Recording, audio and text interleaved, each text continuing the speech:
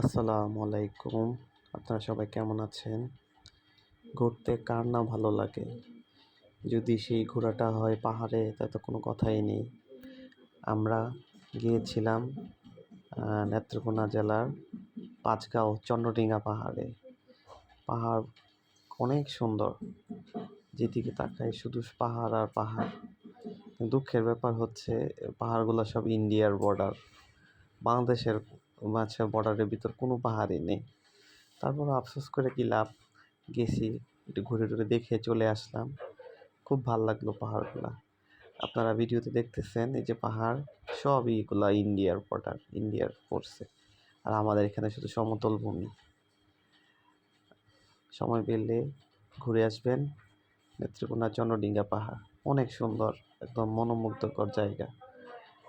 আপনাদের ভালো লাগবে। আসসালামু আলাইকুম।